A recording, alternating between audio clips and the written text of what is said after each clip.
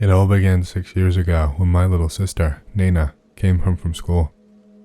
In the midst of her usual chatter about her day, she casually mentioned something about a Krudra. What it was or who it was, who could say? The only clear thing from her words was that it was something frightening, lurking in the basement of one of her classmates' houses. My mom thought it was just another children's horror story, and I shared her sentiment. After all, who has not had their share of childhood fears? Everyone remembers the glowing eyes in the darkness of an open closet, the tall shadow lurking in the corner, or the hairy hands reaching out from under the bed. These childhood tales tend to morph quickly, with one terrifying monster transforming into another as the child grows accustomed to their fears, losing both interest and terror. The same particularly vivid nightmare could migrate from the closet to the pantry, then to the elevator shaft, or even down into the basement.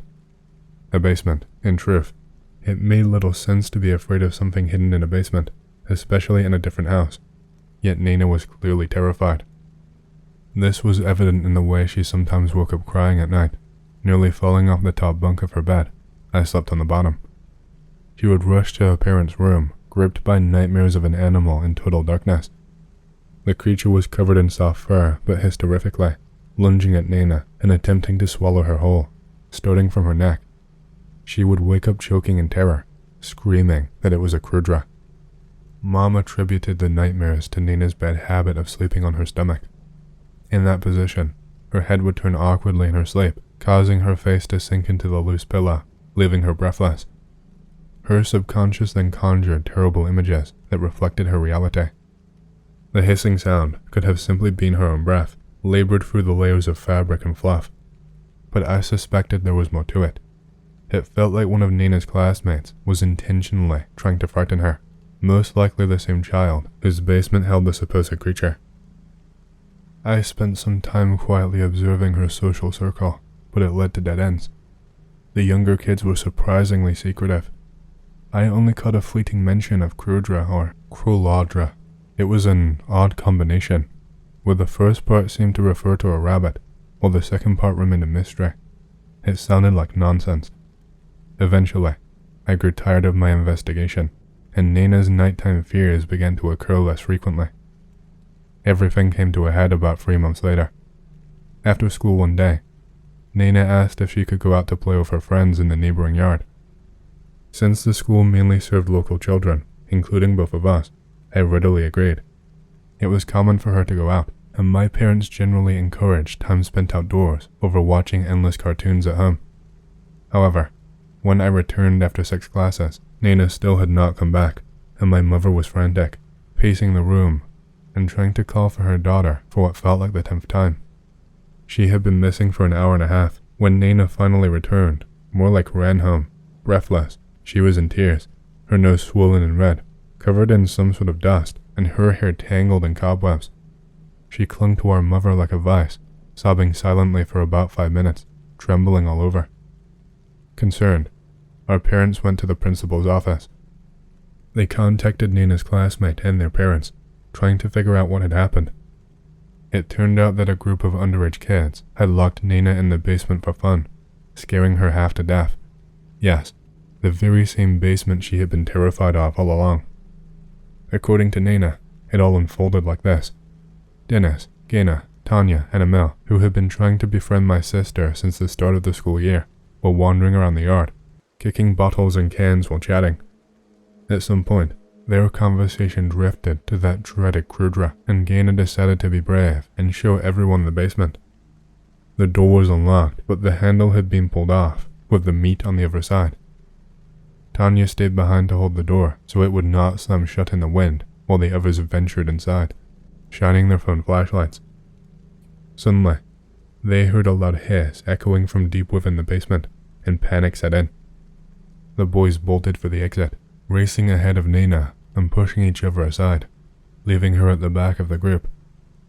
Just as she reached the door, it slammed shut in front of her. At this point in the story, Nana would always break down in tears, overwhelmed by the memory. She had not seen who had closed the door, leaving her alone in complete darkness. She screamed and pounded on the door, but there was no response from the outside, only silence. Nina lost track of time as she sat there, and when her fist grew sore and her voice faded, she sank down against the door and cried. As if that ordeal was not enough, Nina soon realized she wasn't alone in the dark corridor. Among the heaps of junk tangled in cobwebs, something was breathing and crawling. There were no footsteps, only a faint rustling, like something soft dragging across the floor. She frantically waved her flashlight from corner to corner, trying to catch a glimpse of whatever lurked in the shadows. Then she heard it, a hissing sound, not like a cat, but like a snake. She aimed her flashlight toward the sound and saw it, a crudra. It was a strange, moving object covered in thick white fur, and it was advancing toward her. In a panic, she managed to force the door open on her nth attempt, which, considering the state of the door, was nothing short of miraculous, and she ran home as fast as she could. Following the incident, another boy named Tetsuya was found responsible.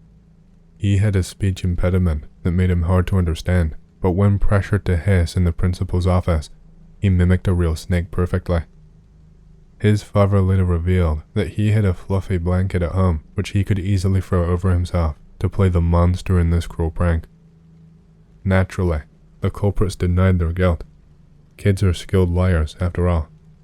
They all insisted that a real crudra had been present. They echoed each other, claiming the door had wrenched itself from Tanya's grip and slammed shut right in front of Nina. They boasted that they had sprinted 300 meters away in terror and had not dared to return. They maintained they had never believed in crudras, thinking it was merely another horror story among many. In their defense, they pointed out that Tolya's blanket was gray, not white, and it was spotless. They argued that if he had been truly in the basement, dragging it along the ground, there would have been more than just a couple of tea stains on it. Another argument in their favor was the claim that a boy had vanished in that very house long ago, disappeared without a trace, with no signs of him ever found. It was rumored to be the work of a basement monster. Out of curiosity, I later researched this incident online, and yes, it had actually happened. A boy named Alexei Petrovich, age 10, had disappeared while walking home from school in broad daylight. This occurred in the 90s, and the source where I found the story turned out to be quite dubious, largely focused on alien abductions, but you understand the implications. Although Nina's classmates likely got their ideas from their parents, they faced no consequences from the school. Everything unfolded outside the school grounds, which meant that neither the teacher's council nor even the principal could intervene, even though the troubling situation was brewing right within the school's walls. The little troublemakers had already planted a seed of fear in my naive sister's mind months before the basement incident, nurturing it with more terrifying details about the monster, helping it take root. For some reason, Nina did not want to share much with us. She kept everything to herself. After the basement incident, she revealed a lot about this crudra. It turned out to be a bizarre local scarecrow for kids. If I had been younger when we moved here, I might have known about its existence. It was described as a hairy, boa constrictor-like creature lurking in basements, swallowing cats, dogs, and even small children whole, along with their clothes and shoes. To devise such a plan, I swear, these boys, Dennis, Gaina, Talia, would have turned into real phantoms if this incident had been solely their doing. But, as I mentioned, the problem had multiple causes. After Nina recovered from the psychological trauma and the subsequent waves of mind-blowing nightmares which plagued not just her, but our entire family and even our neighbors, she began to whine about her cell phone. In the darkness of the basement, she had dropped it when she saw a white furry thing. They bought her a new one, but the old phone still contained many of her photos, videos, music, and games. Her mom did not understand her frustration, and Dad was even less sympathetic. This issue resonated more with me, so I was the only one who truly empathized with my sister. Eventually, I got the idea to venture into the basement to search for the lost phone. Since it had fallen onto the concrete floor, it probably broke, and I doubted any of the few people who had been in the basement since that day would have taken it. The opportunity arose just over a month after the incident. There was no English class, and the gym teacher decided to let us out early, freeing up 2 whole lessons. I wanted to enlist my school friends for this mission, Yes, I'm quite impressionable and did not want to face the basement alone. Everyone at school knew about my sister's incident, but they all had their own plans for those free 90 minutes. So, in the end, I had to go alone, as originally intended. A new door had been installed at the entrance to the basement. The old door lay in a small recess, alongside shabby, mossy steps, typical of a 9-story building's basement entrance. It was unlocked. Since I'd planned this foray, I always carried a flashlight in my backpack. I took it out, turned it on, opened the door, propped it up with a wooden block that I found a couple of meters away, and stepped inside. It appeared to be an ordinary public basement. Cement dust everywhere, a musty odor, cobwebs, and wires and pipes of various sizes snaking along the walls. It was dark, very dark. I noticed no light bulbs on the ceiling, or even sockets for them, and all the ventilation holes were bricked up. About 10 years ago, a gang in our city exterminated stray cats and sealed off all of the basement openings to deny the remaining animals shelter. They were fanatics. As a result, we hit a dangerously low number of street cats while rats thrived like weeds. The basement was filled with junk, likely because the doors were usually left unlocked and residents happily discarded unwanted large items there. There was a lot of clutter, old furniture and its fragments, sheets of plywood and slate, window frames, baby carriages, and stacks of dusty dishes. I even caught a glimpse of a massive copper basin. Thinking Nina could not have gone far from the door, I began searching for her cell phone in the first room. I searched for quite some time until my flashlight beam finally fell on it. It had slipped through a layer of dust beneath a chest of drawers against the wall. The screen was cracked, but overall, it looked fine for a phone that had spent over a month in this damp hole. To retrieve it, I could either move the coffee table piled high with junk or crawl under it. I opted for the latter. I got down on all fours, careful not to get too dirty, crawled under the table, and was just about to reach for the phone when I heard a creak and bang. The door slammed shut. Just like that.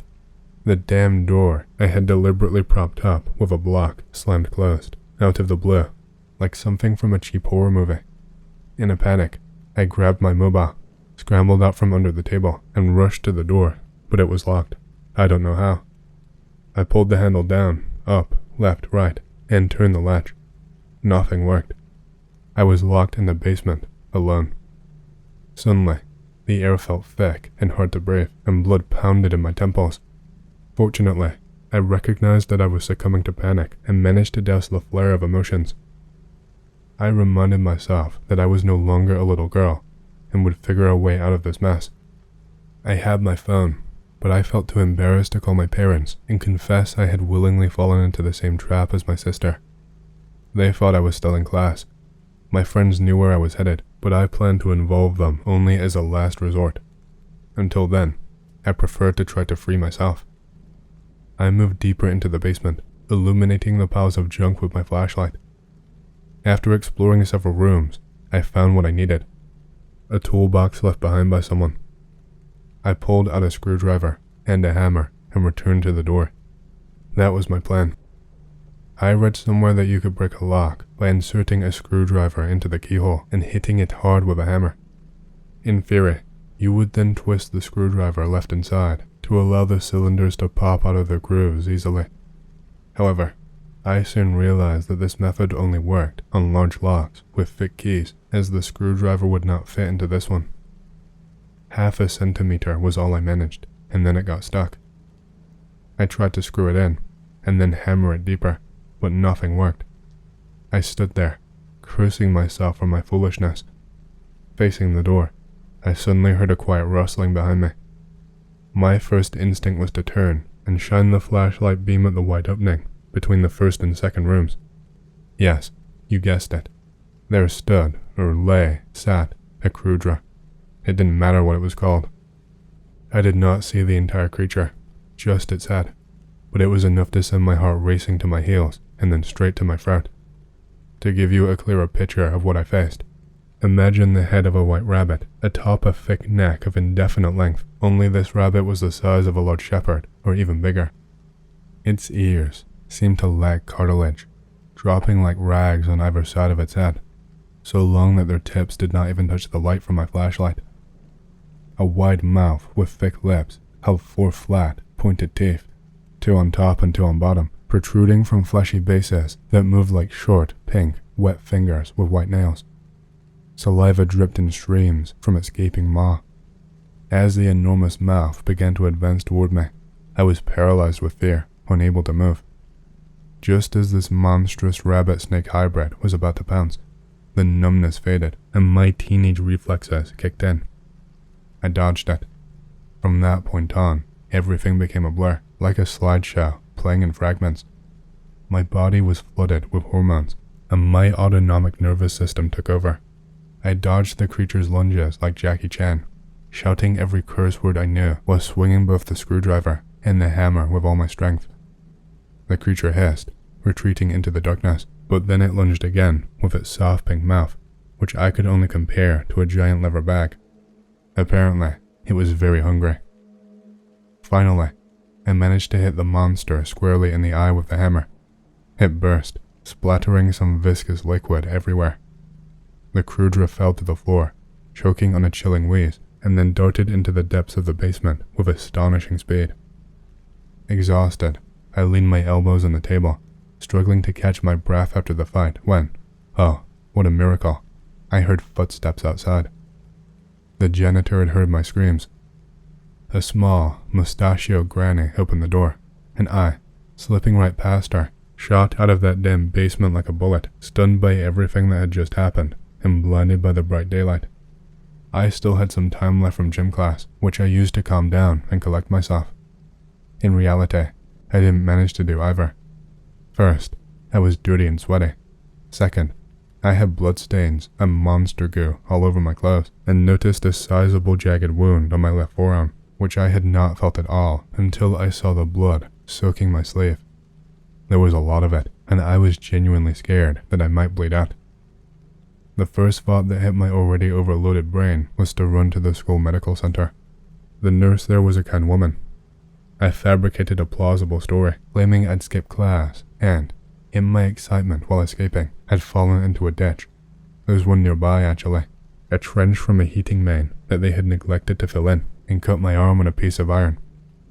She did not ask questions and just treated the wound and bandaged my arm. After receiving such simple care, I felt noticeably better. I washed off some of the more obvious bloodstains in the school restroom and finally went home, calmly repeating to my parents what I had told the nurse. They were perplexed, of course, but I managed to respond with confidence, explaining that as a teenager, sometimes you need to test boundaries, even if the experience does not turn out well. I'm still proud of how I masterfully lied that day. When Nana and I were alone in our room, I told her to keep quiet about what happened and took her phone out of my bag. She squealed silently with delight and rushed to her room to grab the memory card. If only she knew what I had endured to retrieve that stupid trinket. It wasn't worth it. Yes, we still live in this area. Yes, I still walk past that 9-story building sometimes. At first, after all these events, I occasionally saw the basement door wide open. Maybe they were airing it out, especially since all the ventilation was sealed.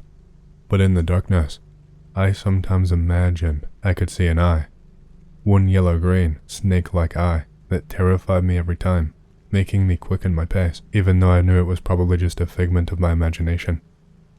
I preferred to believe I had killed the monster that day, but checking was out of the question.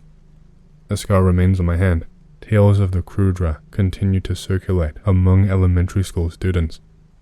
Nana's incident has become one of these tales, gaining new fantastic details year after year. It seems even the adults know about the crudra now. Just a scary story, nothing more. I have never told anyone what really happened to me. They all have their own versions. It's too old a lie to lose its power overnight. I share my story anonymously. Perhaps someone who reads this will recognize these events and uncover the truth. Or maybe that won't happen. It's probably for the best, I guess.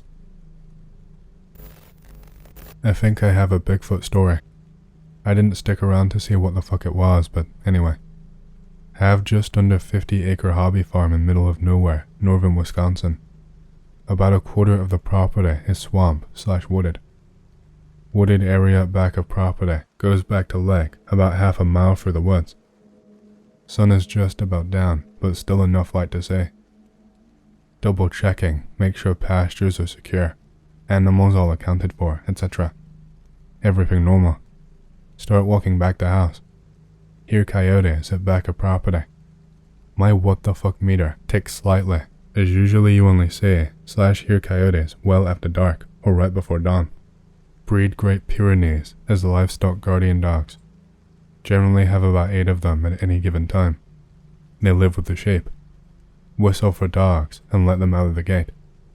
If you're familiar with them, they're the sweetest dogs, but turn into ruthless killing machines when it comes to coyotes. Dogs hear coyotes and take off towards back of property. I go in garage and grab 22 because I just keep one handy on top of some cabinets in garage. Decent 22 LR is enough to take out a coyote, so didn't really think of getting anything bigger from inside house. Path back towards woods has cornfields, now hay, but the corn that year, on both sides. Is a slow incline up to an apex halfway to woods that is about 10 or 12 feet higher than up by house and outbuildings. Start walking down path towards woods. Suddenly all hell breaks loose back by the woods. Dogs going apeshit. Hear what I can only describe as almost a lion roar, but not quite. What the fuck? Start running now to see what the hell is going on. Reach top of hill. Dogs are all heading my way, running full speed, tails tucked. All sprint past me back towards their pen/barns. Look back towards woods. See huge fucking log come bursting for tree line. Nope the fuck back towards house at full sprint, like Forrest Gump in the Vietnam scene. Quick run and open gate to let dogs back in. Go inside house. Don't want to scare kids, so try to act calm, but tell wife to go upstairs with them. She can tell I'm shook as fuck. Grab 375 Ruger and go up to attic, where I have a line of sight to top of hill and over cornfields. Watch out the window until I can't see anything anymore. Hear nothing else. See nothing else. Next morning see all dogs and animals are fine. Let out the 2 dogs that listen the best because I'm scared still. Go check out log I saw with dogs at my side. This fucking log had to weigh about 150 pounds, fully intact. Whatever fucking threw it had to have been strong as fuck. This was about 3 years ago. Haven't seen or heard anything weird since. I'm always respectful of the land and talk to nature while I'm out doing field work, so I'd like to think any weird shit out there knows that I'm a friend to nature. Camping and hiking around Mill Lacs for 3 days with 2 buddies of mine. It's the end of summer and starting to cool down, so there are no mosquitoes around, and it gets chilly enough at night to warrant heavy clothing. Pretty uneventful and normal camp for the first day and a half, aside from being attacked by a little barn owl. Halfway through the second day, we're hiking balls deep into some little trails, what must be game trails, come across a clearing. Knee-high grass, maybe a square mile of it, surrounded by thick pine trees and undergrowth. Would have been completely surreal if it weren't for the grass being loaded with ticks. Randomly see something emerge from the tree line. Everyone does a double take. It's a white-tailed deer, walking on its hind legs. We all burst out laughing, because this thing just looks stupid. It's not unusual for deer to buck up on their hind legs and take a few steps, but this thing was walking on its hind legs. Front legs are folded up, close to its body, almost like a T-Rex, and its head is back with mouth agape, tongue flailing around. We bust a gut laughing for a good 5 minutes, till we see another deer do the exact same thing. At this point we can barely breathe, because it appears that all the deer in this particular part of Minnesota are violently stupid. The 2 deer amble their way on over to each other and stand at what would be face to face if it weren't for the fact that they were looking straight up into the sky. This is apparently the funniest thing any of us had ever seen. Exhaustion probably played a big part into why we found it so funny. We stand around watching these 2 deer to see just how much entertainment they'll provide. But after maybe 30 seconds of face to face, they fall down to all fours and walk away in different directions like normal deer. We wipe the tears from our eyes and make our way back to our camp after eating lunch in the clearing. get back to our camp at around 4 p.m. and start gathering enough wood to cook food and keep the fire going into the night. Pass around a bottle of Canadian Club and recant the time we encountered the 2 stupid deer. It's a fond memory. Hit the hay and sleep sound for the night. Wake up to find that friend number 1 has been up for hours. Has a pretty odd look on his face. The first words out of his mouth were, "A deer pooped a human poop on my stuff." Lol, what? Says he heard rustling leaves/twigs that sounded like more than just a breeze, so he opened up his tent to check. Says he saw a white tail rooting around the camp, and it took a shit on his backpack. But it wasn't just normal deer pellets. It was a big log of shit. Bust out laughing at his very somber retelling of events, because lol, his stuff got pooped on. Joke all day about our buddy poop pack, and the stupid deer getting their revenge. We all move on with our lives and backtrack to our first campsite, where we will be staying the night before we leave in the morning. The third night, friends 1 and 2 are awoken before sunup by something rustling around the camp. Their whispering back and forth wakes me up. I open my tent and peek my head out to see what's up. See a buck and a doe meandering about maybe 10 yards away from us. Contemplate shouting to scare them off, but don't want to risk pissing off a buck while I'm laying down in a compromising position. We all glance at each other and just observe the curious mammals as they go about their business. One smells around the campfire a bit, finds our bottle of Canadian Club. It rears up on its hind legs. It shits in the general area of the bottle. Fuck. The buck also stands upright, hops around in a circle, sprays piss fucking everywhere, tongue flapping in the wind. Can't hold back my laughter at the sight. The deer get spooked and run off while standing up. Laugh at the humorous yet odd sight and tell friend number 1 that he's going to clean the shit off the whiskey when the sun comes up. Tells me to fuck myself. I crawl back in my tent and sleep for a few more hours. We all get up about the same time and stumble out of the tent to examine the extent of the damage. Once again, the scat left by the deer is absolutely nothing like deer droppings. It's a big gnarly, human-like shit. Can't do anything but laugh about the whole situation. Fucking weird deer around these parts. Can't help but wonder what the fuck was going on there. Just weird animals or something else? Skinwalkers playing at being deer and playing a prank on some humans? Scout's honor, it really happened. Took a bunch of pics while in the woods that day, planning to make a K-thread about it later that night. Ended up with a really fucked up story instead.